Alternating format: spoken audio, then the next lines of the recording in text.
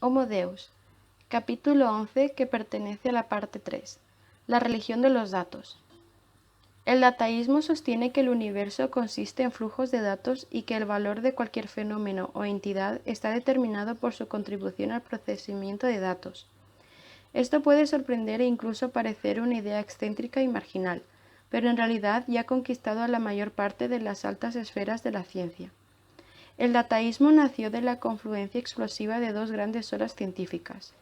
En los 150 años transcurridos desde que Charles Darwin publicara El origen de las especies, las ciencias de la vida han acabado por ver a los organismos como algoritmos bioquímicos.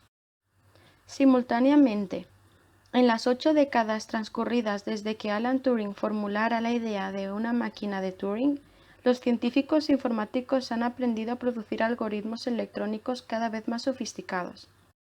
El dataísmo une ambos y señala que las mismas leyes matemáticas se aplican tanto a los algoritmos bioquímicos como a los electrónicos.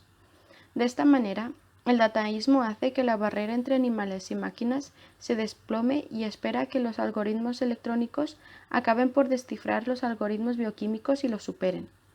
Para los políticos, los empresarios y los consumidores corrientes, el dataísmo ofrece tecnologías innovadoras y poderes inmensos y nuevos. Para los estudiosos e intelectuales, promete asimismo el santo grial científico que ha estado eludiéndonos durante siglos. Una única teoría global que unifique todas las disciplinas científicas, desde la musicología a la biología pasando por la economía. Según el dataísmo, la quinta sinfonía de Beethoven, la burbuja de la bolsa y el virus de la gripe no son sino tres pautas de flujo de datos que pueden analizarse utilizando los mismos conceptos y herramientas básicos. Esta idea es muy atractiva. Proporciona a todos los científicos un lenguaje común, construye puentes sobre brechas académicas y exporta fácilmente ideas y descubrimientos a través de fronteras entre disciplinas. Por fin, musicólogos, economistas y biólogos celulares pueden comprenderse mutuamente. En el proceso, el dataísmo invierte la pirámide tradicional del conocimiento. Hasta ahora, los datos se veían únicamente como el primer eslabón de una larga cadena de actividad intelectual. Se suponía que los humanos destilaban los datos para obtener información, destilaban la información para obtener conocimiento y éste se destilaba en sabiduría. Sin embargo, los dataístas creen que los humanos ya no pueden hacer frente a los inmensos flujos de datos actuales ni, por siguiente, destilar los datos en información ni mucho menos en conocimiento o sabiduría. Por lo tanto, el trabajo de procesar los datos debe encomendarse a algoritmos electrónicos, cuya capacidad excede con mucho a la del cerebro humano. En la práctica, esto significa que los dataístas son escépticos en relación con el conocimiento y la sabiduría humanos, y que prefieren poner su confianza en los datos masivos y los algoritmos informáticos. El dataísmo está trincherado por sus dos disciplinas madre, la informática y la biología. De las dos, la biología es la más importante. Fue la adopción biológica del dataísmo lo que convirtió un descubrimiento ilimitado en informática en un cataclismo que sacudió el mundo y que bien podría transformar completamente la misma naturaleza de la vida. Quizá el lector no esté de acuerdo con la idea de que los organismos son algoritmos y que jirafas, tomates y seres humanos son solo métodos diferentes de procesar datos. Pero tiene que saber que este es el gran dogma científico actual y que está cambiando nuestro mundo hasta hacerlo irreconocible.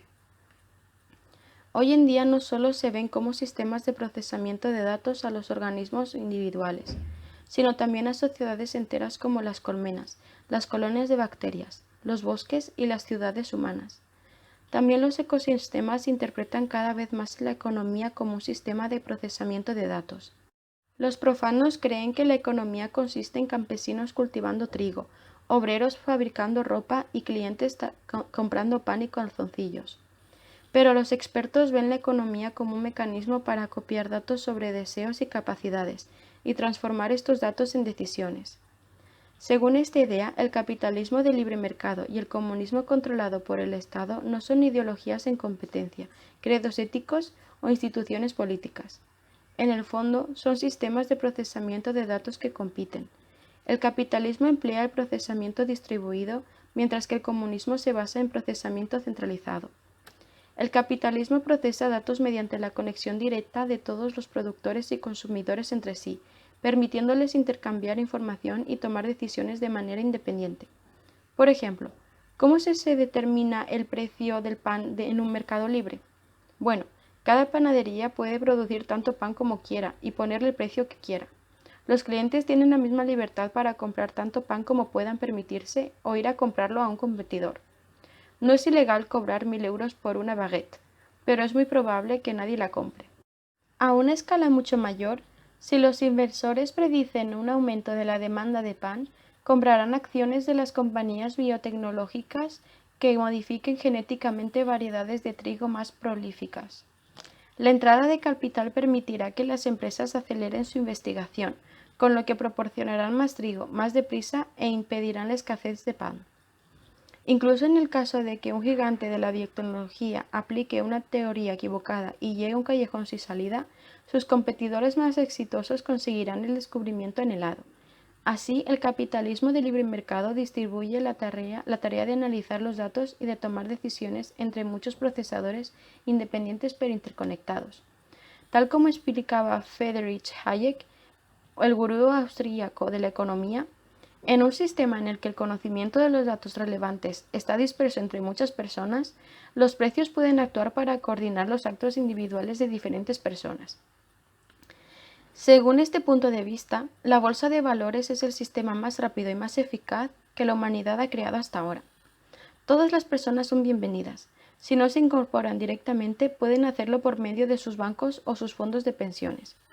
La bolsa hace funcionar la economía global y tiene en cuenta todo lo que ocurre en el planeta, e incluso más allá. Los precios están influenciados por experimentos científicos de éxito, por escándalos políticos en Japón, por erupciones volcánicas en Islandia e incluso por actividades irregulares en la superficie del Sol. Para que el sistema funcione con fluidez, es necesario que tanta información como sea posible fluya tan libremente como sea posible.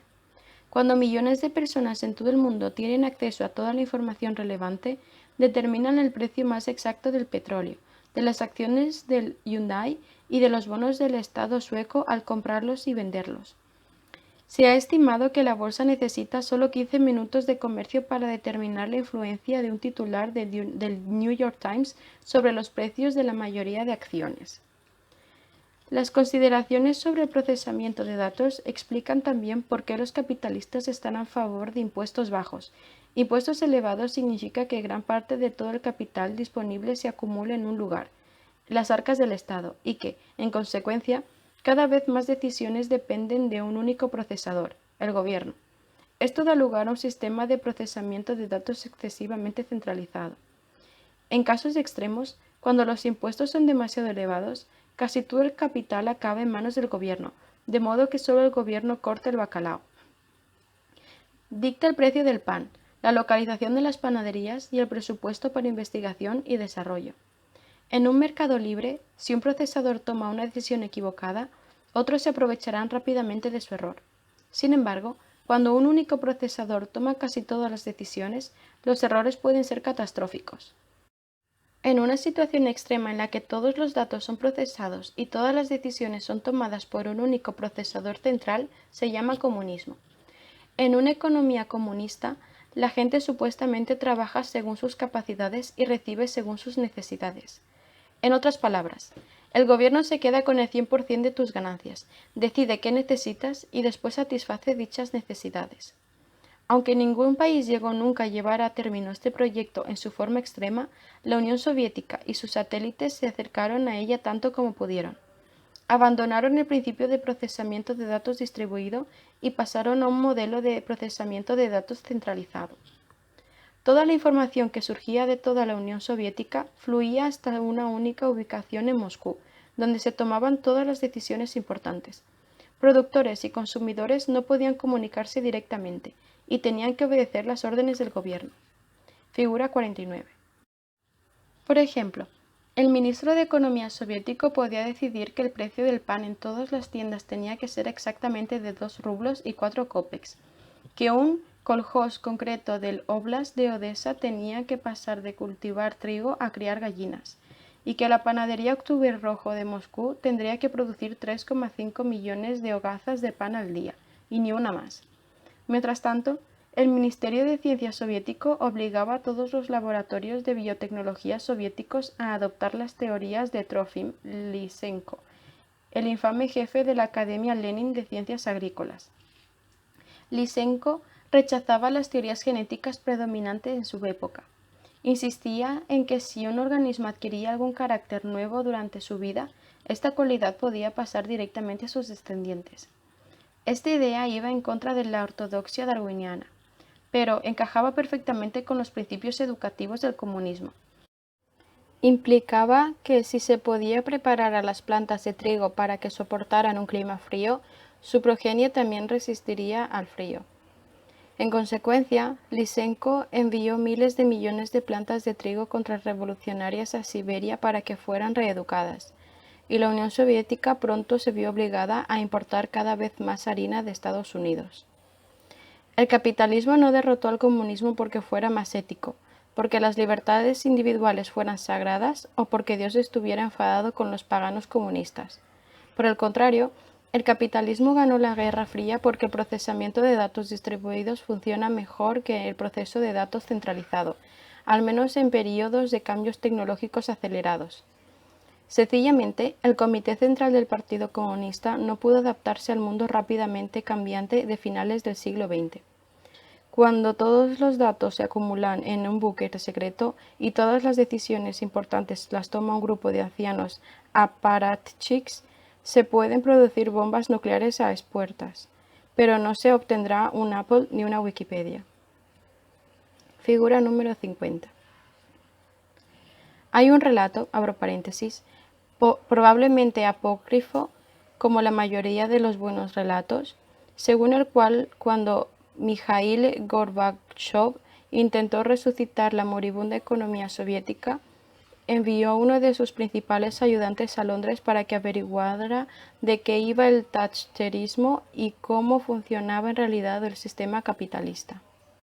Los anfitriones llevaron a su visitante soviético a dar una vuelta por la City, a la bolsa y a la London School of Economics, donde departió largo y tendido con banqueros, empresarios y profesores. Pasadas unas horas, el experto soviético explotó. Un momento, por favor. Olviden todas esas teorías complicadas económicas. Hemos estado recorriendo Londres todo el día y hay algo que no consigo entender. En Moscú, nuestras mejores mentes están trabajando en el sistema de suministro de pan, y sin embargo se forman larguísimas colas en todas las panaderías y tiendas de comestibles. Aquí, en Londres, viven millones de personas y hemos pasado ante muchas tiendas y supermercados, pero no he visto ni una sola cola para comprar el pan. Por favor, preséntenme a la persona encargada de suministrar pan a Londres. Tengo que conocer su secreto. Los anfitriones se rascaron la cabeza, pasaron un momento y dijeron: no hay nadie encargado de suministrar pan a Londres. Ese es el secreto capitalista de éxito. No hay una unidad central de procesamiento que monopolice todos los datos en el sistema de suministro de pan a Londres. La información fluye libremente entre millones de consumidores y productores, panaderos y magnates, agricultores y científicos. Las fuerzas del mercado determinan el precio del pan, el número de hogazas que se hornearán al día y las prioridades de investigación y desarrollo. Si las fuerzas del mercado toman la decisión equivocada, pronto se corregirán, o así lo creen los capitalistas. Para nuestro propósito actual, no importa si la teoría es correcta. Lo que es crucial es que la teoría entienda la economía en términos de procesamientos de datos. ¿A dónde ha ido a parar todo el poder? Los científicos políticos también interpretan cada vez más las estructuras políticas humanas como los sistemas de procesamiento de datos. Al igual que el capitalismo y el comunismo, las democracias y las dictaduras son en esencia mecanismos que compiten para conseguir y analizar información. Las dictaduras emplean métodos de procesamiento centralizado, mientras que las democracias prefieren el procesamiento distribuido. En las últimas décadas, la democracia ha salido vencedora porque en las condiciones únicas de finales del siglo XX el procesamiento distribuido funcionaba mejor. En otras condiciones, abro paréntesis, las predominantes en el antiguo Imperio Romano, por ejemplo, el procesamiento centralizado tenía ventaja, razón por la que la República Romana cayó y el poder pasó del Senado y las asambleas populares a las manos de un único emperador autócrata. Esto implica que, A medida que las condiciones de procesamiento de datos vuelvan a cambiar en el siglo XXI, la democracia podría decaer e incluso desaparecer. Puesto que tanto el volumen como la velocidad de los datos están aumentando, instituciones venerables tales como las elecciones, los partidos políticos y los parlamentos podrían quedar obsoletos, y no porque sean poco éticas, sino porque no procesan los datos con la suficiente eficacia. Dichas instituciones evolucionaron en una época en la que la política se movía más deprisa que la tecnología. En los siglos XIX y XX, la revolución industrial se desarrolló con la suficiente lentitud para que los políticos y votantes se mantuvieran un paso por delante y regularan y manipularan su trayectoria. Pero mientras que el ritmo de la política no ha cambiado mucho desde los tiempos del vapor, la tecnología ha pasado de la primera marcha a la cuarta. Las revoluciones tecnológicas dejan ahora regazados a los procesos políticos, lo que hace que tanto los miembros del Parlamento como los votantes pierdan el control. El auge de Internet nos proporciona una muestra de lo que está por llegar. El ciberespacio es hoy en día crucial en nuestra vida humana cotidiana, nuestra economía y nuestra seguridad. Pero la selección crítica de diseños alternativos de las webs no se llevó a cabo mediante un proceso político democrático, aunque implicase cuestiones políticas tradicionales como soberanía, fronteras, privacidad y seguridad. ¿Votó alguna vez el lector al respecto de la forma del ciberespacio? Decisiones tomadas por diseñadores de web situados lejos del foco de atención del público suponen que hoy en día Internet es una zona libre y sin ley que erosiona la soberanía del Estado, ignora las fronteras, deroga la privacidad y plantea el que quizás sea el más formidable riesgo global de seguridad. Mientras que hace una década apenas se registraba la actividad de los radares, hoy funcionarios histéricos predicen un ciber-11 de septiembre inminente. En consecuencia, gobiernos y ONGs llevan a cabo intensos debates sobre la conveniencia de reestructurar Internet, pero es mucho más difícil cambiar un sistema existente que intervenir en sus comienzos. Además, para cuando la engorrosa burocracia gubernamental se decida a actuar en la ciberregulación, Internet habrá mutado 10 veces. La tortuga gubernamental no puede seguir el ritmo de la liebre tecnológica. Está agobiada por los datos. La Agencia de Seguridad Nacional de Estados Unidos podría estar espiando todas y cada una de nuestras palabras, pero, a juzgar por sus repetidos fracasos de la política exterior estadounidense, nadie en Washington sabe qué hacer con todos los datos. Nunca en la historia supo un gobierno tantas cosas acerca de lo que ocurre en el mundo, pero pocos imperios han cometido tantos errores de bulto y de manera tan chapucera como el de Estados Unidos contemporáneo.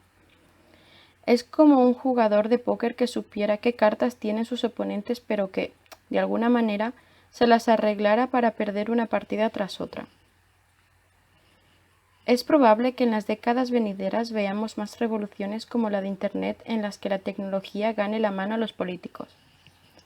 La inteligencia artificial y la biotecnología podrían adelantar pronto a nuestras sociedades y a nuestras economías, abro paréntesis, y también a nuestro cuerpo y a nuestra mente. Pero apenas son un parpadeo en nuestro radar político. Sencillamente, nuestras estructuras democráticas actuales no pueden recopilar y procesar los datos relevantes con la suficiente rapidez, y la mayoría de los votantes no conocen lo bastante bien la biología y la cibernética para formarse una opinión pertinente. De ahí que la política democrática tradicional pierda el control de los acontecimientos y no consiga proporcionarnos unas visiones de futuro significativas. Esto no significa que vayamos a volver a dictaduras similares a las del pasado siglo. Los regímenes autoritarios parecen igualmente abrumados por el ritmo del desarrollo tecnológico y la velocidad y el volumen del flujo de datos. En el siglo XX, los dictadores tenían grandes visiones de futuro. Tanto comunistas como fascistas pretendían destruir completamente el viejo mundo y construir en su lugar un mundo nuevo. Se opine lo que se opine de Lenin, Hitler o Mao, no se los puede acusar de haber carecido de visión. En la actualidad parece que los líderes tienen la posibilidad de buscar visiones todavía más grandiosas. Mientras que comunistas y nazis intentaron crear una nueva sociedad y un nuevo humano con la ayuda de las máquinas de vapor y las máquinas de escribir, los profetas actuales podrían basarse en la biotecnología y los superordenadores. En las películas de ciencia ficción, despiadados políticos del estilo de Hitler se aprovechan rápidamente de estas nuevas tecnologías y las ponen al servicio de tal o cual idea político megalómano. Pero los políticos de carne y hueso de principios del siglo XXI, incluso en países autoritarios como Rusia, Irán o Corea del Norte, no se parecen en nada a sus homólogos de Hollywood. No parece que estén tramando ningún mundo feliz. Los sueños más fantásticos de Kim Jong-un y de Ali Khamenei no van mucho más allá de las bombas atómicas y los misiles balísticos. Esto es muy propio de 1945. Las aspiraciones de Putin parecen confinadas a reconstruir la antigua zona soviética o incluso el anterior imperio zarista. Mientras tanto, en Estados Unidos los republicanos paranoides acusan a Barack Obama de ser un déspota despiadado que empolla conspiraciones para destruir los cimientos de la sociedad norteamericana, pero que en 8 años de presidencia apenas consiguió que se aprobara una reforma menor de la atención sanitaria. Crear nuevos mundos y nuevos humanos trasciende con mucho su agenda. Precisamente porque la tecnología se mueve ahora tan deprisa y tantos parlamentos como dictadores están inundados por datos que no pueden procesar con suficiente rapidez, los políticos de hoy en día piensan a una escala mucho más pequeña que sus predecesores de hace un siglo. En consecuencia, en los inicios del siglo XXI, la política está desprovista de visiones grandiosas. El gobierno se ha convertido en una mera admisión. Gestiona el país, pero ya no lo dirige. Se asegura de que a los profesores se les pague puntualmente y que los sistemas de alcantarillado no rebosen, pero no tienen idea de dónde estará el país dentro de 20 años. En cierta medida, esto es muy bueno. Dado que algunas de las grandes visiones políticas del siglo XX condujeron a Auschwitz, Hiroshima y el gran salto adelante, quizá estemos mejor en las manos de burócratas banales. Mezclar la tecnología propia de dioses con políticas megalómanas es una receta para el desastre. Muchos economistas y científicos políticos neoliberales dicen que es mejor dejar todas las decisiones importantes en manos del libre mercado. Con ello dan a los políticos la excusa perfecta para la inacción y la ignorancia, que se reinterpretan como profunda sabiduría. Los políticos encuentran conveniente creer que la razón por la que no entienden el mundo es que no necesitan entenderlo. No obstante, mezclar la tecnología propia de dioses con políticas miopes tiene también sus inconvenientes. La falta de visión no siempre es una bendición, y no todas las visiones son necesariamente malas. En el siglo XX, la visión distópica nazi no se diluyó de forma espontánea. Fue derrotada por las visiones igualmente grandiosas del socialismo y del liberalismo. Es peligroso confiar nuestro futuro a las fuerzas del mercado, porque estas fuerzas hacen lo que es bueno para el mercado y no lo que es bueno para la humanidad o para el mundo. La mano del mercado es ciega, además de invisible, y si se la deja a su libre albedrío, podría no hacer nada con respecto a la amenaza del calentamiento global o del peligroso potencial de la inteligencia artificial. Algunas de las personas creen que, al fin y al cabo, alguien está al cargo. No políticos demócratas ni déspotas autócratas, sino una pequeña camarilla de multimillonarios que gobiernan secretamente el mundo. Pero estas teorías conspiratorias nunca funcionan, porque subestiman la complejidad del sistema. No es posible que unos pocos multimillonarios que fuman cigarrillos y beben whisky escocés en alguna sala privada puedan entender todo lo que pasa en el mundo, ni mucho menos controlarlo. Los multimillonarios despiadados y los pequeños grupos de presión medran en el mundo caótico actual no porque interpreten el mapa mejor que nadie, sino porque sus objetivos son muy limitados. En un sistema caótico, la visión en túnel tiene sus ventajas, y el poder de los multimillonarios es estrictamente proporcional a sus objetivos. Si el hombre más rico del mundo quisiera ganar otros 1.000 millones de dólares, podría fácilmente amañar el sistema para conseguir su objetivo. Por el contrario, si quisiera reducir la desigualdad global o detener el calentamiento global, ni siquiera él podría hacerlo, porque el sistema es demasiado complejo. Sin embargo, los vacíos de poder rara vez duran mucho. Si en el siglo XXI las estructuras políticas tradicionales ya no pueden procesar los datos con suficiente rapidez para producir visiones significativas, estructuras nuevas y más eficientes aparecerán por evolución y ocuparán su lugar. Estas nuevas estructuras podrían ser muy distintas de cualesquiera instrucciones políticas previas, ya sean democráticas o autoritarias. La única pregunta es quién construirá y controlará dichas estructuras. Si la humanidad ya no está a la altura de dicha tarea, quizá podrían dejar que lo intente otro. La historia en una cáscara de nuez. Desde una perspectiva dataísta, podríamos interpretar a toda la especie humana como un único sistema de procesamiento de datos en el que los individuos hacen las veces de chips. En tal caso, también podríamos entender toda la historia como un proceso de mejora de la eficiencia de este sistema, mediante 4 métodos básicos. 1. Aumento del número de procesadores. Una ciudad de 100.000 habitantes tiene más potencia de cómputo que un pueblo de 1.000 habitantes. 2. Aumento de la variedad de procesadores. Diferentes procesadores podrían emplear maneras diversas de calcular y analizar datos.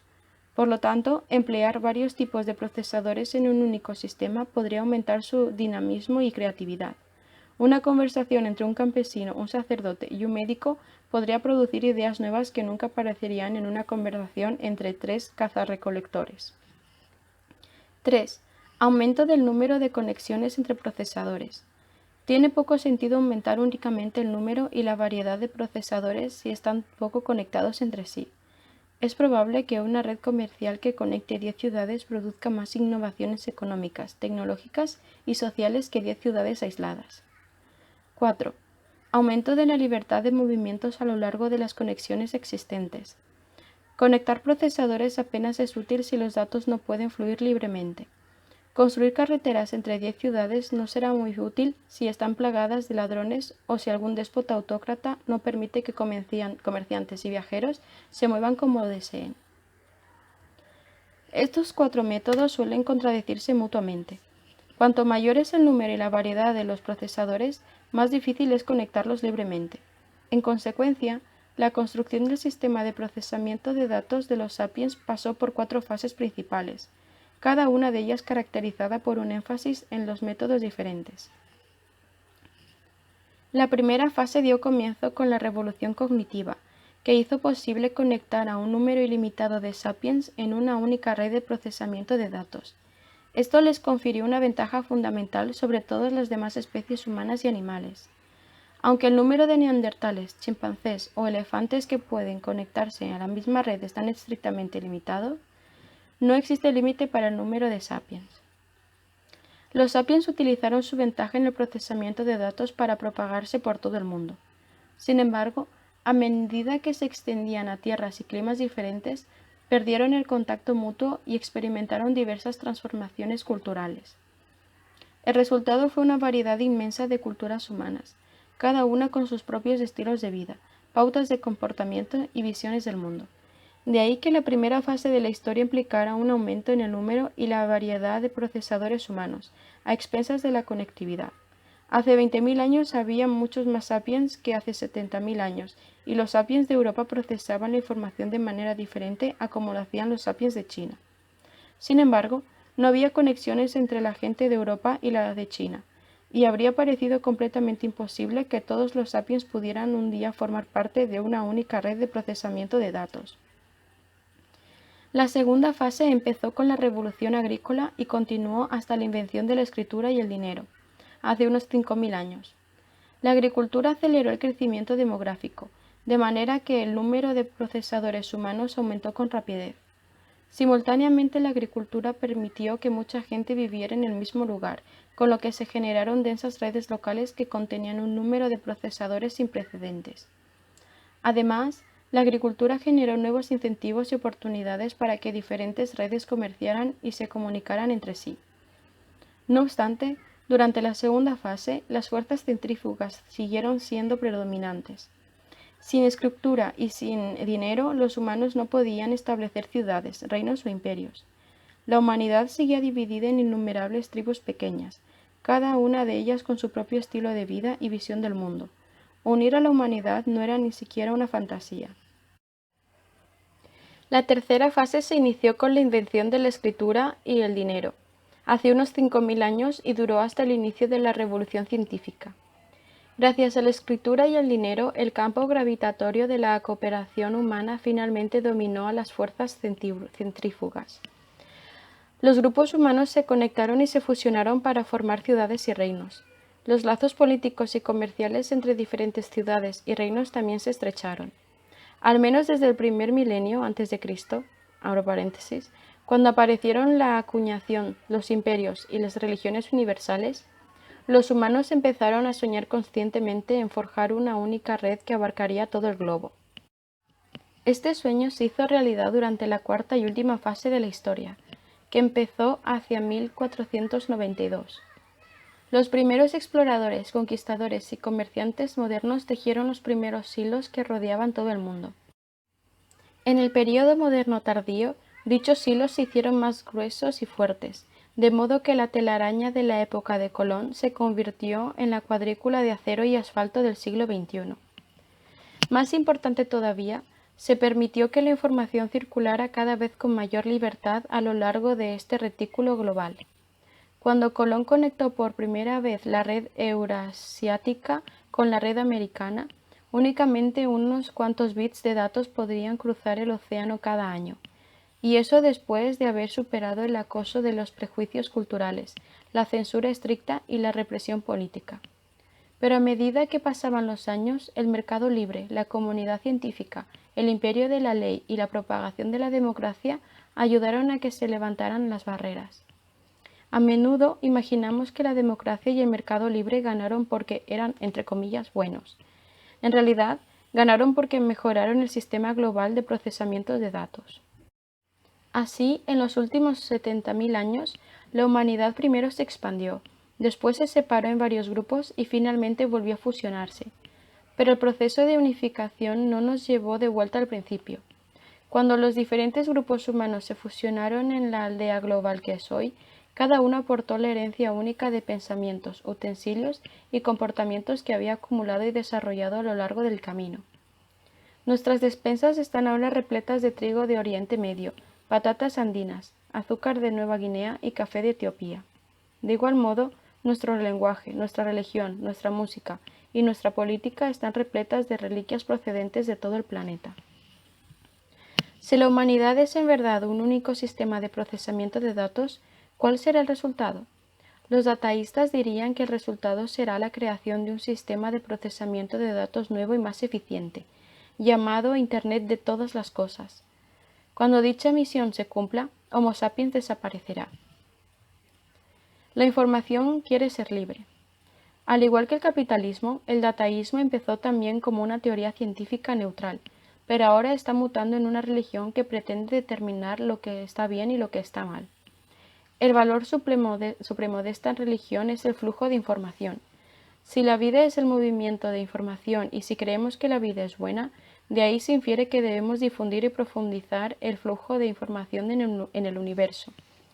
Según el dataísmo, las experiencias humanas no son sagradas, y Homo sapiens no es la cúspide de la creación y el precursor de algún futuro Homo Deus. Los humanos son simplemente herramientas para crear el Internet de todas las cosas, que podría acabar extendiéndose fuera del planeta Tierra para cubrir toda la galaxia e incluso todo el universo. Este sistema cósmico de procesamiento de datos será como Dios. Estará en todas partes y lo controlará todo, y los humanos están destinados a fusionarse con él. Esta visión es reminiscente de algunas visiones religiosas tradicionales. Así los hindúes creen que los humanos pueden y deben fusionarse en el alma universal del cosmos, el Atman. Los cristianos creen que después de la muerte los santos se imbuyen de la gracia infinita de Dios, mientras que los pecadores se aíslan de su presencia. De hecho, en Silicon Valley, los profetas dataístas usan constantemente un lenguaje mesiánico. Por ejemplo, el libro de profecías de Ray Kurzweil se titula The Singularity is Near, un eco del grito de San Juan Bautista. El reino de los cielos está cerca. Mateo 3, versículo 2. Los dataístas explican a los que todavía veneran a mortales de carne y hueso que están excesivamente apegados a una tecnología desfasada. Homo sapiens es un algoritmo obsoleto. A fin de cuentas, ¿cuál es la ventaja de los humanos sobre las gallinas? Únicamente que en los humanos la información fluye en pautas mucho más complejas que en las gallinas. Los humanos absorben más datos y los procesan utilizando algoritmos mejores. Abro paréntesis. En el lenguaje cotidiano, esto significa que supuestamente los humanos tienen emociones más profundas y capacidades intelectuales superiores. Pero recuerde el lector que, según el dogma biológico actual, emociones e inteligencia no son otra cosa que algoritmos. Bueno, si pudiéramos crear un sistema de procesamiento de datos que absorbiera más datos incluso que un ser humano y que los procesara de manera aún más eficiente, ¿no sería dicho sistema superior a un humano exactamente de la misma manera en la que un humano es superior a una gallina? El dataísmo no se limita a profecías ociosas. Como toda religión, tiene sus mandamientos prácticos. El primero y principal, un dataísta debe maximizar el flujo de datos conectándose cada vez a más medios y produciendo y consumiendo cada vez más información. Como otras religiones de éxito, el dataísmo también es misionero.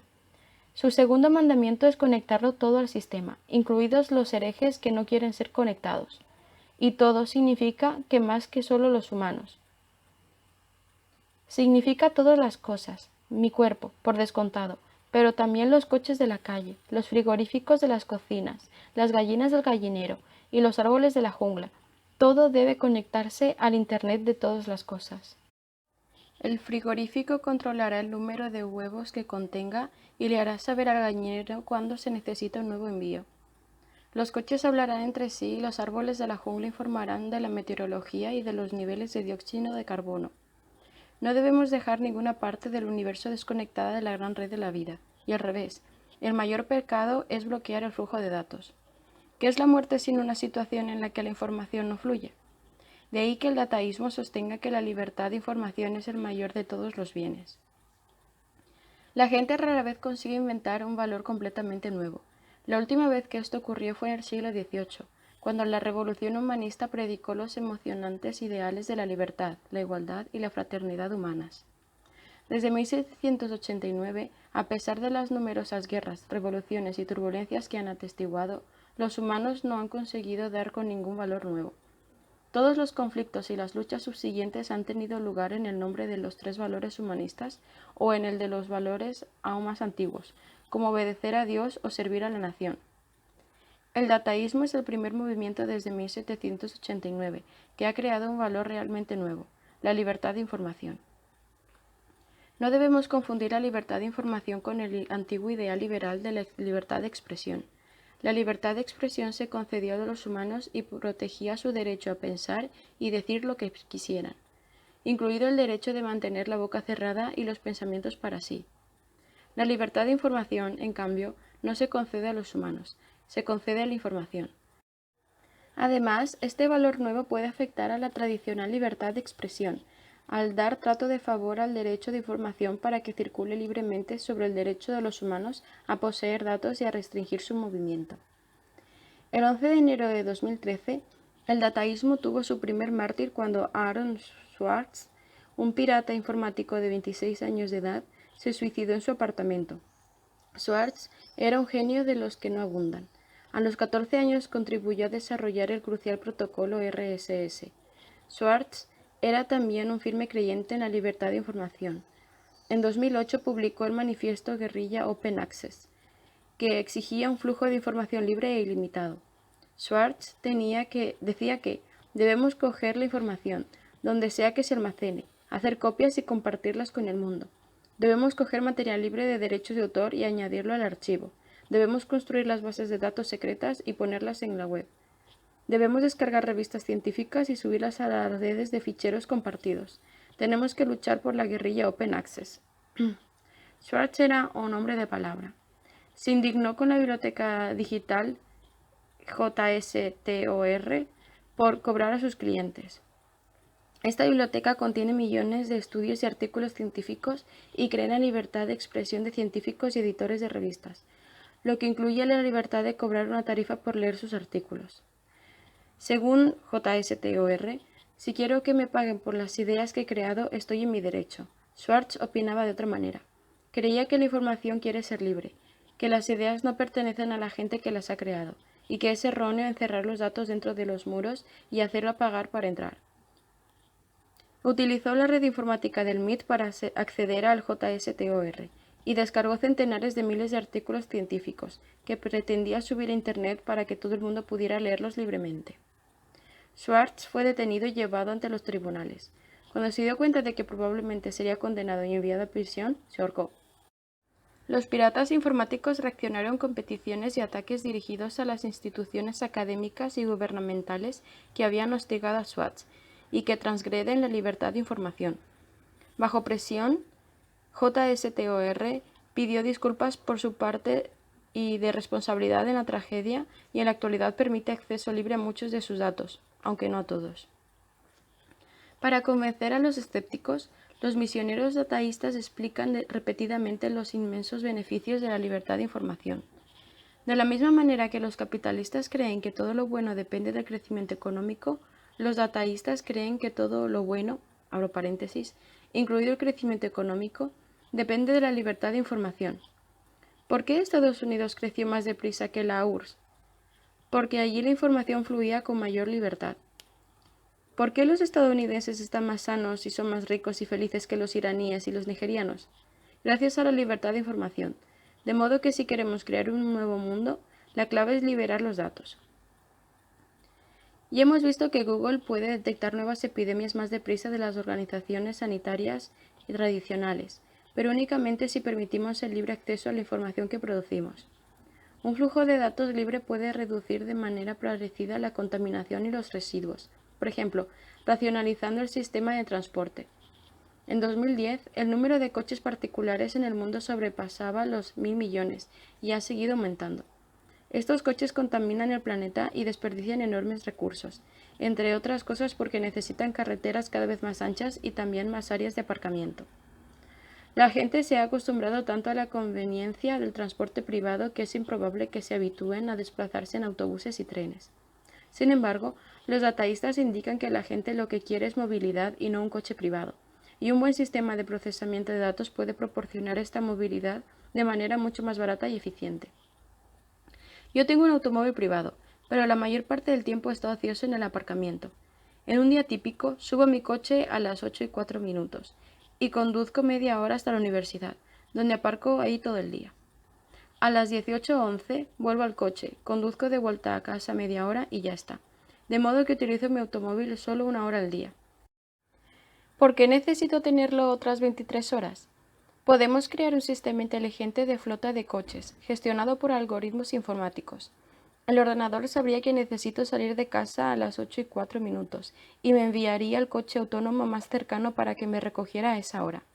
Después de dejarme en el campus, el coche estaría disponible para otros usos en lugar de esperar en el aparcamiento. A las 18:11, en punto, en el momento en el que salgo de la puerta de la universidad, otro coche comunal se detendría justo delante y me llevaría a casa. De esta manera, 50 millones de coches colectivos podrían sustituir a 1.000 millones de coches particulares. Y también necesitaríamos menos carreteras, puentes, túneles y aparcamientos. Siempre, claro está, que yo renuncie a mi privacidad y permita que los algoritmos sepan dónde estoy y a dónde quiero ir. Registra, sube, comparte. Pero quizá no sea necesario convencer al lector, en especial si tiene menos de 20 años. La gente quiere sencillamente formar parte del flujo de datos, incluso si esto significa perder su privacidad, su autonomía y su individualidad. El arte humanista sacraliza el genio individual, y un garabato de Picasso en una servilleta alcanza millones en Sotheby's. La ciencia humanista glorifica al investigador individual, y todo estudioso sueña con poner su nombre en la cabecera de un artículo en Science or Nature. Pero en la actualidad, un número cada vez mayor de creaciones artísticas y científicas son fruto de la colaboración incesante de, entre comillas, todos. ¿Quién escribe la Wikipedia? Todos nosotros. El individuo se convierte en un minúsculo chip dentro de un sistema gigantesco que en verdad nadie acaba de entender. Cada día absorbo innumerables bits de datos por medio de correos electrónicos, llamadas telefónicas y artículos.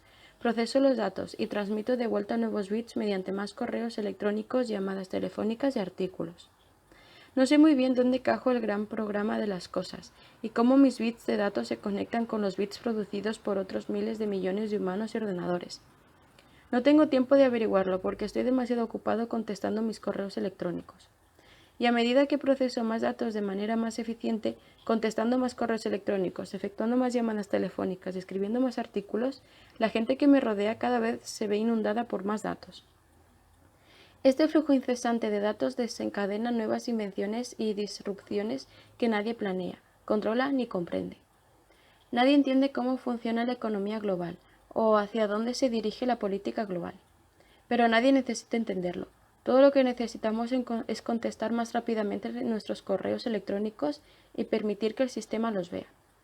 De la misma manera que los capitalistas del libre mercado creen en la mano invisible del mercado, los dataístas creen en la mano invisible del flujo de datos. A medida que el sistema global de procesamiento de datos se vuelve omnisciente y omnipotente, conectarse con el sistema se convierte en el origen de todo sentido.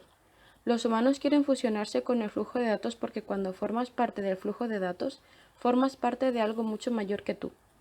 Las religiones tradicionales te decían que todas y cada una de tus palabras y actos formaban parte de un gran plan cósmico, y que Dios te observaba en todo momento y le importaban todos tus pensamientos y sentimientos. La religión de los datos sostiene que ahora todas y cada una de tus palabras y actos forman parte del gran flujo de datos, que los algoritmos te observan constantemente y que les importa todo lo que haces y sientes. Esto gusta mucho a la mayoría de la gente, pero para los verdaderos creyentes, estar desconectado del flujo de datos supone arriesgarse a perder el sentido mismo de la vida. ¿Qué sentido tiene hacer o experimentar algo si nadie se entera y si no aporta algo de intercambio global de información? El humanismo creía que las experiencias ocurren dentro de nosotros y que deberíamos buscar en nuestro interior el sentido de todo lo que ocurre, para así infundir sentido al universo. Los dataístas creen que las experiencias no tienen valor si no son compartidas y que no necesitamos, abro paréntesis, en realidad no podemos, encontrar el sentido en nuestro interior. Únicamente necesitamos registrar y conectar nuestra experiencia al gran flujo de datos, y los algoritmos descubrirán su sentido y nos dirán qué hacer. Hace 20 años, los turistas japoneses eran objeto universal de risa porque siempre llevaban cámaras y hacían fotografías de todo lo que veían. Ahora es una práctica universal. Si vamos a la India y vemos un elefante, no lo miramos y nos preguntamos, ¿qué siento? Estamos demasiado atareados buscando nuestro teléfono inteligente, fotografiando al elefante, publicando la fotografía en Facebook y después comprobando nuestra cuenta cada 2 minutos para ver cuántos me gusta nos han dado. Escribir un diario personal, abro paréntesis, que era una práctica humanista común en generaciones anteriores, les parece a muchos jóvenes actuales algo absolutamente inútil. ¿Por qué escribir una cosa que nadie más puede leer? La nueva consigna dice, si experimentas algo, regístralo. Si registras algo, súbelo. Si subes algo, compártelo. A lo largo de este libro nos hemos preguntado repetidamente qué hace los humanos superiores a los demás animales. El dataísmo tiene una respuesta nueva y sencilla. Por sí mismas, las experiencias humanas no son superiores en absoluto a las experiencias de lobos o elefantes. Un bit de datos es tan bueno como otro. Sin embargo, un humano puede escribir un poema sobre sus experiencias y subirlo a la red, con lo que enriquece el sistema global de procesamiento de datos. Esto hace que sus bits cuenten. Un lobo no puede hacerlo. De ahí que todas las experiencias de los lobos, por profundas y complejas que sean, resultan inútiles. No es de extrañar que estemos tan atareados convirtiendo nuestras experiencias en datos. No se trata de una cuestión de estar a la moda, es una cuestión de supervivencia. Debemos demostrarnos y demostrar al sistema que todavía tenemos valor. Y el valor no consiste en tener experiencias, sino en transformar dichas experiencias en datos que fluyan libremente. Por cierto, los lobos, o al menos sus primos, los perros, no son un caso perdido. Una empresa llamada No More Goof está desarrollando un casco para interpretar las experiencias caninas. El casco supervisa las ondas cerebrales del perro y emplea algoritmos informáticos para traducir mensajes sencillos como «tengo hambre» al lenguaje humano. Puede que el perro del lector tenga pronto una cuenta de Facebook o Twitter propia y quizá con más me gusta y seguidores que el lector. Conócete. El dataísmo no es liberal ni humanista. Sin embargo, debe señalarse que tampoco es antihumanista. No tiene nada en contra de las experiencias humanas. Simplemente no cree que sean intrínsecamente valiosas. Cuando repasábamos las 3 principales sectas humanistas, nos preguntamos qué experiencia será más valiosa. Escuchar la Quinta Sinfonía de Beethoven, a Chuck Berry, un canto de iniciación pigmeo o el aullido de un lobo en celo. Un dataísta deduciría que todo el ejército está equivocado, porque hay que evaluar la música en función de los datos que contiene y no de la experiencia que genera. Un dataísta deduciría, por ejemplo, que la Quinta Sinfonía contiene muchos más datos que el canto de iniciación pigmeo, porque utiliza más acordes y escalas, y genera diálogos con muchos más estilos musicales. En consecuencia, se necesita mucha más potencia de cómputo para descifrar la quinta sinfonía, y al hacerlo se obtiene mucho más conocimiento. La música, según esta concepción, son patrones matemáticos. Las matemáticas pueden describir cualquier pieza musical, así como relaciones entre dos piezas cualesquiera. De ahí que se pueda medir de manera precisa el valor de los datos de todas las sinfonías, canciones y aullidos, y determinar cuál es el más rico. Para experiencias que generan en humanos o en lobos, en verdad no importan. Es cierto que a lo largo de los últimos 70.000 años, aproximadamente, las experiencias humanas han sido los algoritmos de procesamiento de datos más eficientes del universo, de modo que había buenas razones para sacralizarlas. Sin embargo, puede que pronto alcancemos en un punto en el que estos algoritmos se vean superados e incluso se conviertan en una carga. Los sapiens evolucionaron en la sabana africana desde hace decenas de millones de años, y sus algoritmos no están precisamente ideados para manejar los flujos de datos del siglo XXI. Podríamos intentar mejorar el sistema humano de procesamiento de datos, pero esto quizás no sea suficiente. Puede que el Internet de todas las cosas cree pronto unos flujos de datos tan enormes y rápidos que incluso los algoritmos humanos mejorados no puedan abarcarlos. Cuando el automóvil sustituyó al carruaje tirado por caballos, no mejoramos los caballos, los retiramos. Quizás sea ya hora de hacer lo mismo con Homo sapiens. El dataísmo adopta un enfoque estrictamente funcional de la humanidad, y tasa el valor de las experiencias humanas según su función en los mecanismos de procesamiento de datos. Si desarrollamos un algoritmo que cumpla mejor la misma función, las experiencias humanas perderán su valor. Así, si podemos sustituir no solo a taxistas y a médicos, sino también a abogados, a poetas y a músicos con programas informáticos superiores, ¿por qué habría de preocuparnos que dichos programas no tengan conciencia ni experiencias subjetivas? Si algún humanista empezara a adular el carácter sagrado de la experiencia humana, los dataístas rechazarían estas bobadas sentimentales. La experiencia que alabas no es más que un algoritmo bioquímico anticuado. Hace 70.000 años, en la sabana africana, este algoritmo era de última generación. Incluso en el siglo XX era vital para el ejército y para la economía. Pero pronto tendremos algoritmos mucho mejores. En el clímax de muchas películas de ciencia ficción de Hollywood, los humanos se enfrentan a una flota invasora alienígena, a un ejército de robots rebeldes o a un superordenador que lo sabe todo y quiere eliminarlos. La humanidad parece sentenciada, pero en el último momento, contra toda probabilidad, la humanidad triunfa gracias a algo que los alienígenas, robots y los superordenadores no podían sospechar. Son capaces de entender el amor. El héroe, que hasta entonces ha sido fácilmente manipulado por el superordenador y ha sido acribillado por las balas de los robots malignos, recibe de su enamorada la inspiración para hacer algo completamente inesperado que cambia las tornas de la atónita Matrix. El dataísmo encuentra tales escenarios absolutamente ridículos.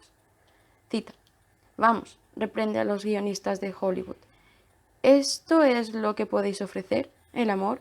Y ni siquiera un amor cósmico y platónico, sino la atracción carnal entre dos mamíferos. ¿De veras creéis que un superordenador que todo lo sabe y extraterrestres que han conseguido conquistar toda la galaxia se quedarán boquiabiertos ante una descarga hormonal?» Al equiparar las experiencias humanas a los patrones de datos, el dataísmo socava nuestra principal fuente de autoridad y sentido, y anuncia una tremenda revolución religiosa, como no se ha visto desde el siglo XVIII. En la época de Locke, Hume y Voltaire, los humanistas decían que Dios es producto de la imaginación humana. Ahora, el dataísmo da a probar a los humanistas su propia medicina y les dice: sí, Dios es producto de la imaginación humana, pero la imaginación humana es a su vez producto de algoritmos bioquímicos. En el siglo XVIII, el humanismo dejó de lado a Dios al pasar de una visión del mundo teocéntrica a una visión del mundo homocéntrica. En el siglo XXI, el dataísmo podría dejar de lado a los humanos al pasar de una visión del mundo homocéntrica a visión del mundo datacéntrica. Probablemente la revolución dataísta llevará unas cuantas décadas, sino 1 o 2 siglos, pero tampoco la revolución humanista tuvo lugar de la noche a la mañana. Al principio, los humanos siguieron creyendo en Dios y aduciendo que son sagrados porque fueron criados por Él con algún designio divino. Solo mucho más tarde se atrevieron algunas personas a decir que los humanos son sagrados por derecho propio y que Dios en absoluto existe. De manera parecida, en la actualidad, la mayoría de los ateístas afirman que el Internet de todas las cosas es sagrado porque los humanos lo crean para que esté al servicio de las necesidades humanas. Pero, con el tiempo, el Internet de todas las cosas podría acabar volviéndose sagrado por derecho propio. El cambio de una visión del mundo homocéntrica a una datacéntrica no será simplemente una revolución filosófica, será una revolución práctica. Todas las revoluciones realmente importantes son prácticas. La idea humanista de que los humanos inventaron a Dios fue significativa porque tenía implicaciones prácticas trascendentales. De forma parecida, la idea dataísta de que los organismos son algoritmos es significativa debido a las consecuencias prácticas cotidianas que tiene. Las ideas únicamente cambian el mundo cuando cambian nuestro comportamiento.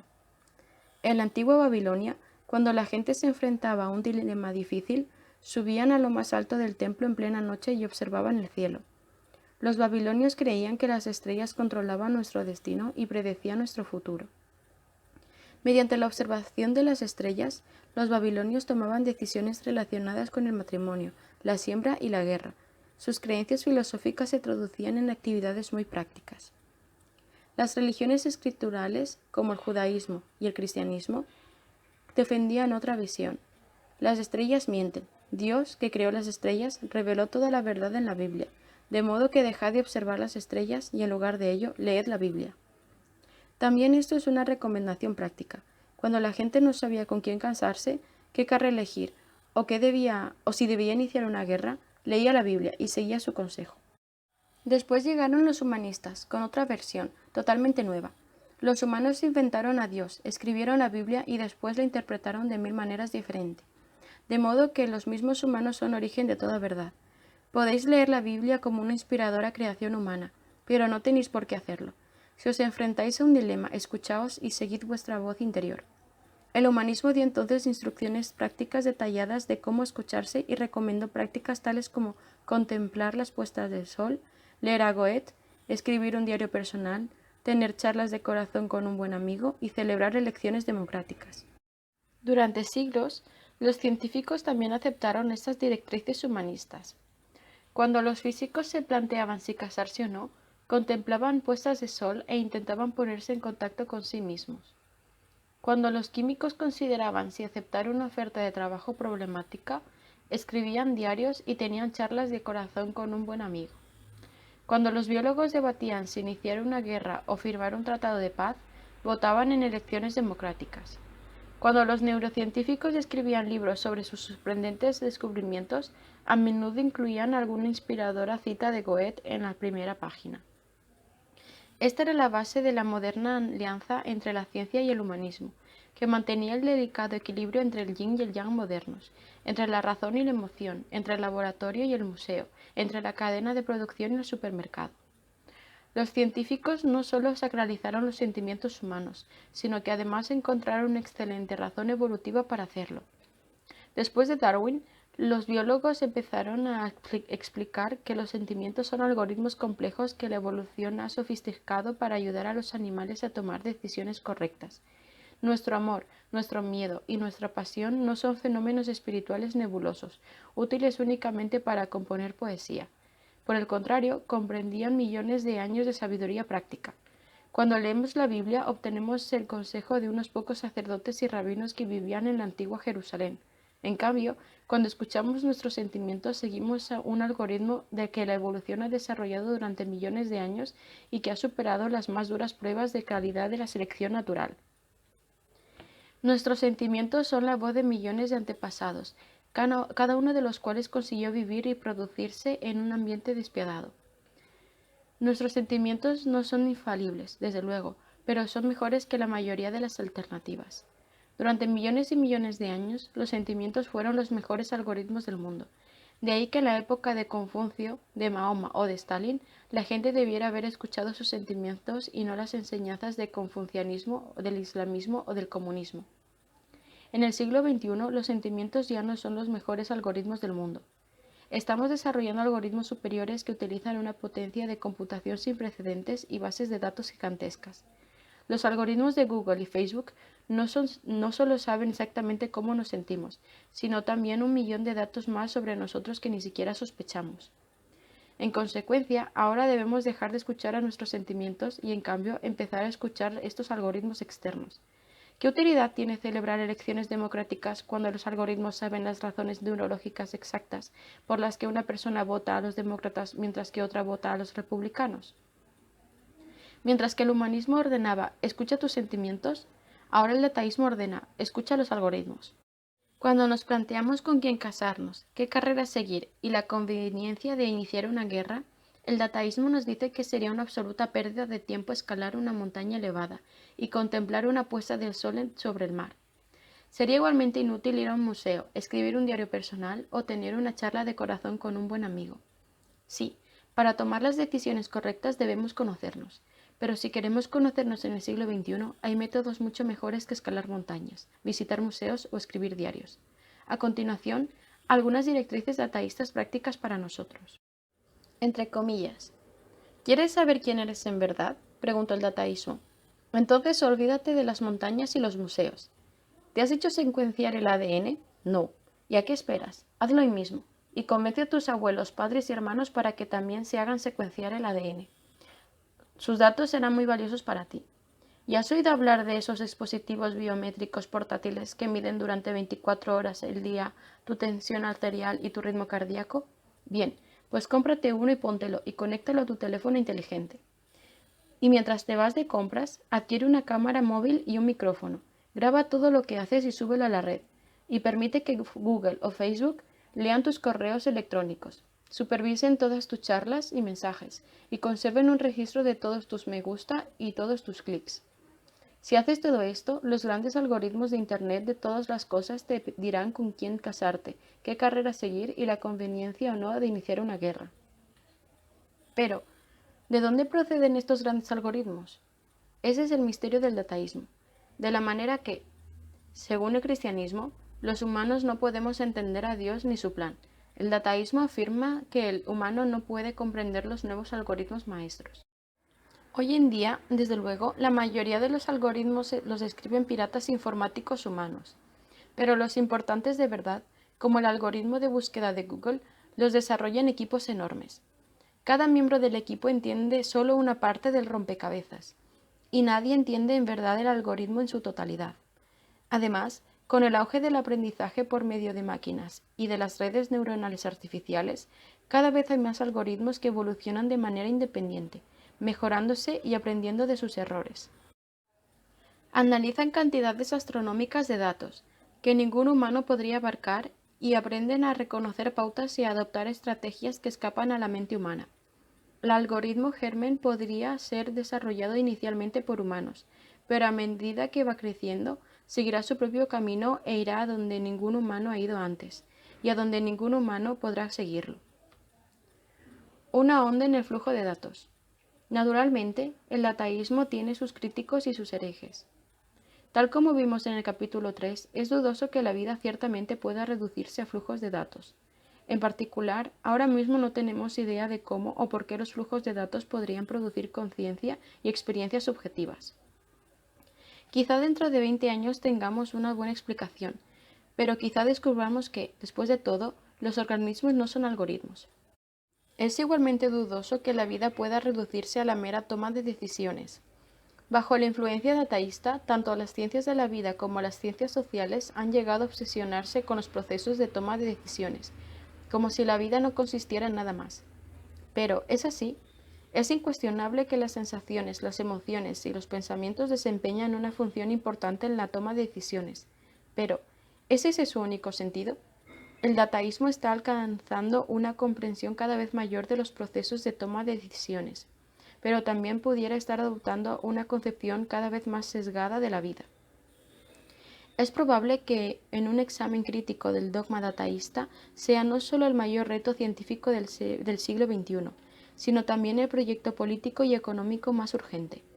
Los estudiosos de las ciencias de la vida y las ciencias sociales deberían preguntarse si se nos escapa algo cuando entendemos la vida como procesamiento de datos y toma de decisiones. ¿Acaso hay algo en el universo que no pueda reducirse a datos? Supongamos que los algoritmos no conscientes pudieran finalmente superar a la inteligencia consciente en todas las tareas conocidas de procesamiento de datos. ¿Qué se perdería, si es que se perdiera algo, al sustituir la inteligencia consciente con algoritmos superiores no conscientes? Desde luego, aun en el caso de que el dataísmo esté equivocado y los organismos no sean solo algoritmos, ello no impedirá necesariamente que el dataísmo se apodere del mundo. Muchas religiones previas alcanzaron una enorme popularidad y poder a pesar de sus errores fácticos. Si el cristianismo y el comunismo lo consiguieron, ¿por qué no el dataísmo?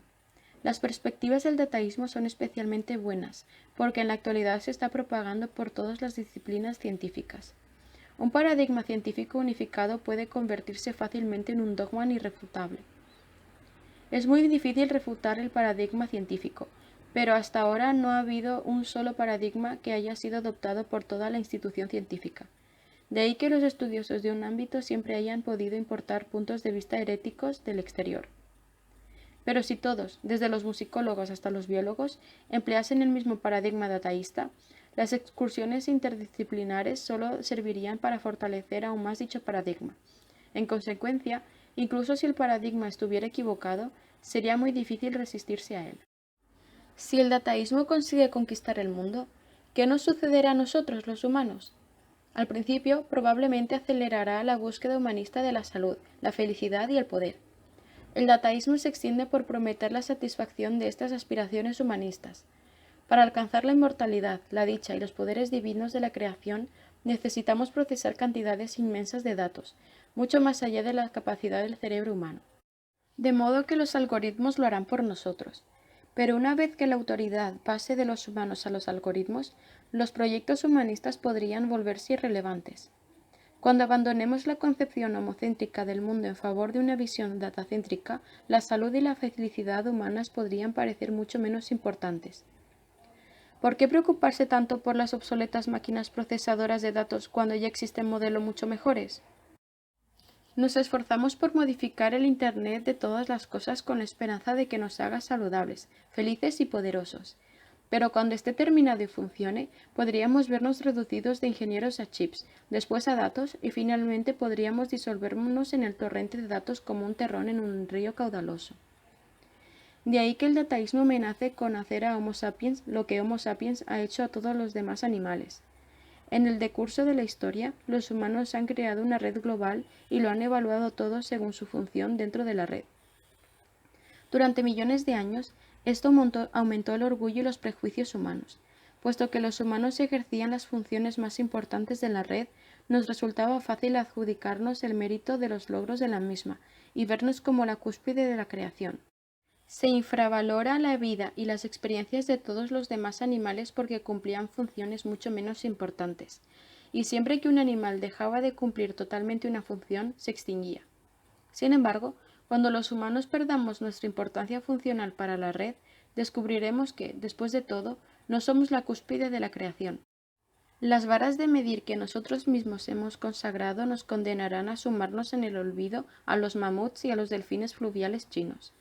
En retrospectiva, la humanidad resultará solo ser una onda en el flujo cósmico de datos. En verdad, no podemos predecir el futuro. Todas las situaciones hipotéticas que se han esbozado en este libro deben entenderse como posibilidades más que como profecías. Cuando pensamos acerca del futuro, nuestros horizontes suelen estar limitados por las ideologías y los sistemas sociales del presente. La democracia nos anima a creer en un futuro democrático. El capitalismo no nos deja contemplar una alternativa no capitalista, y el humanismo hace que nos cueste imaginar un destino posthumano. A lo sumo, en ocasiones reciclamos acontecimientos del pasado y pensamos en ellos como futuros alternativos. Por ejemplo, el nazismo y el comunismo del siglo XX sirven como modelo para muchas fantasías distópicas, y los autores de ciencia ficción emplean herencias medievales y antiguas para imaginar caballeros Jedi y emperadores galácticos que luchan con naves espaciales y armas láser. Este libro rastrea los orígenes de nuestro condicionamiento actual con el fin de aflojar su agarre y permitirnos pensar de maneras mucho más imaginativas acerca de nuestro futuro.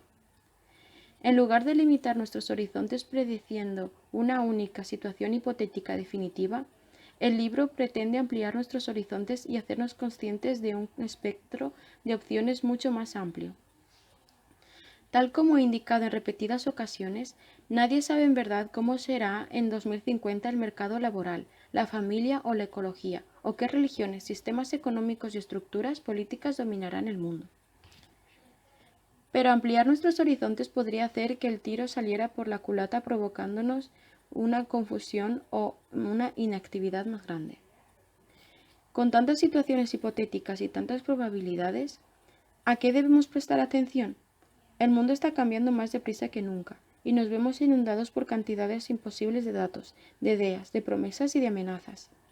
Los humanos ceden su autoridad al libre mercado, al conocimiento masivo y a los algoritmos externos debido, en parte, a que no pueden abarcar el diluvio de datos. En el pasado, la censura funcionó a bloquear el flujo de la información. En el siglo XXI, la censura funciona avasallando a la gente con información irrelevante. La gente simplemente no sabe a qué prestar atención y a menudo pasa el tiempo investigando y debatiendo asuntos secundarios. En tiempos antiguos, tener poder significaba tener acceso a datos. Hoy en día, tener poder significa saber qué obviar. Así, de todo lo que ocurre en nuestro caótico mundo, ¿en qué deberíamos centrarnos? Si pensamos en términos de meses, probablemente tendríamos que centrarnos en problemas inmediatos como los disturbios en Oriente Medio, la crisis de los refugiados en Europa y la desaceleración de la economía china. Si pensamos en términos de décadas, el calentamiento global, la desigualdad creciente y la disrupción del mercado laboral cobran mucha importancia. Pero si adoptamos una visión realmente amplia de la vida, todos los demás problemas y cuestiones resultan eclipsados por tres procesos interconectados. 1. La ciencia converge en un dogma universal, que afirma que los organismos son algoritmos y que la vida es procesamiento de datos. 2. La inteligencia se desconecta de la conciencia. 3. Los algoritmos son conscientes pero inteligentísimos, pronto podrían conocernos mejor que nosotros mismos. Estos tres procesos plantean tres interrogantes clave, que espero que permanezcan en la mente del lector mucho después de que haya terminado de leer este libro. 1. ¿Son en verdad los organismos solo algoritmos y es en verdad la vida solo procesamiento de datos? 2. ¿Qué es más valioso, la inteligencia o la conciencia? Y 3. ¿Qué le ocurrirá a la sociedad, a la política y a la vida cotidiana cuando los algoritmos no conscientes, pero muy inteligentes, nos conozcan mejor que nosotros mismos?